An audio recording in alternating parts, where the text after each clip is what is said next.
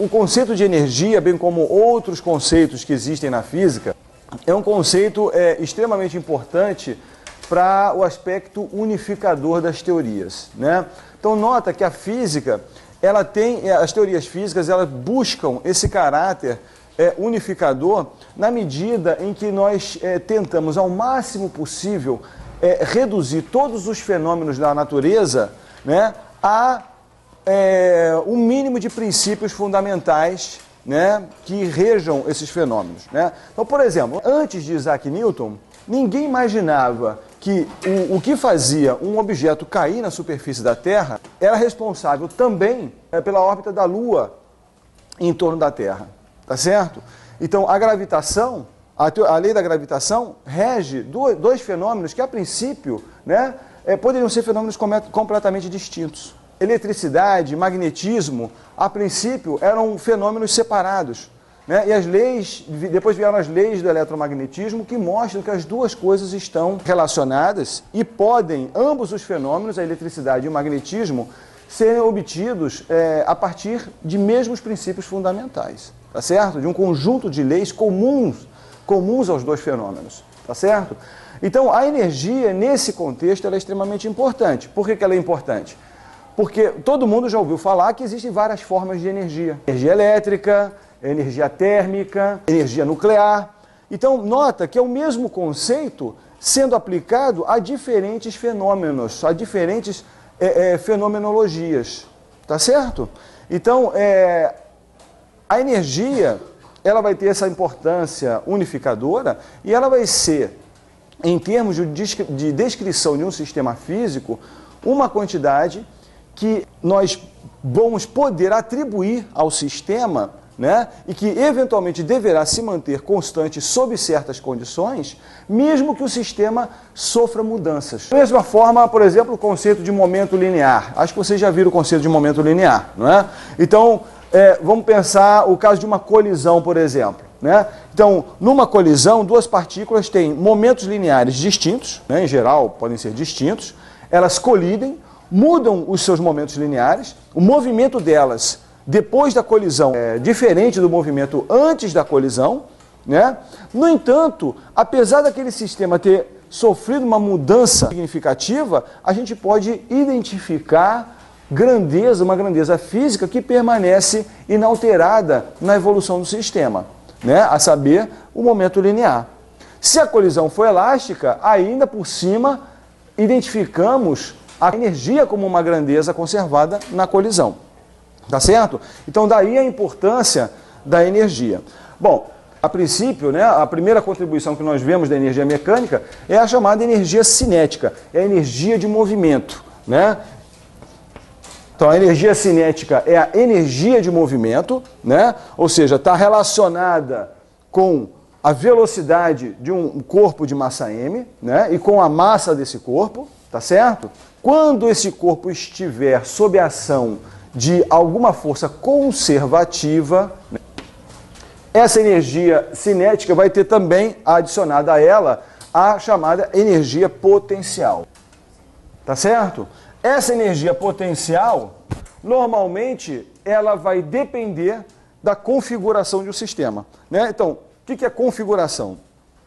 Configuração, o que eu vou chamar de configuração, é uma coordenada, um conjunto de coordenadas que eu precise, né, das quais eu precise para caracterizar digamos, a posição do sistema, né? Se for uma partícula em uma linha reta, movendo-se em uma linha reta, basta uma coordenada x e acabou-se, né? Se for uma partícula se movendo em 3 dimensões, eu preciso de 3 coordenadas, x, y e z, tá ok? A energia mecânica, ela vai estar associada a essas duas, né, contribuições, energia cinética mais a energia potencial, onde a energia potencial é uma energia de configuração, né? Ela vai depender da posição da partícula, tá certo?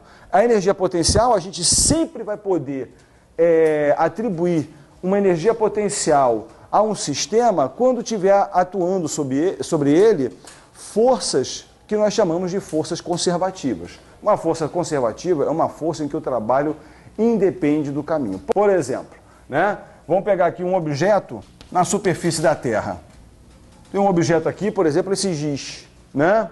Eu posso abandonar esse giz sob a ação da força gravitacional, deixá-lo, né, em queda livre.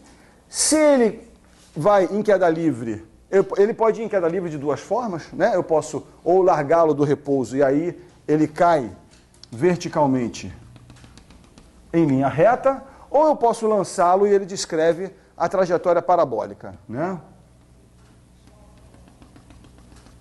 Se ele tiver sob a ação apenas da força gravitacional, só essas duas trajetórias ele vai fazer, né? Agora, se ele tiver, né, se eu tiver uma outra força atuando sobre ele, eu posso conduzi-lo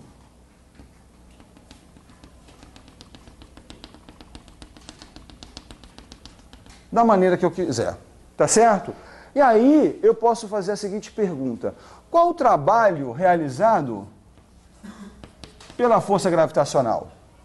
Não é?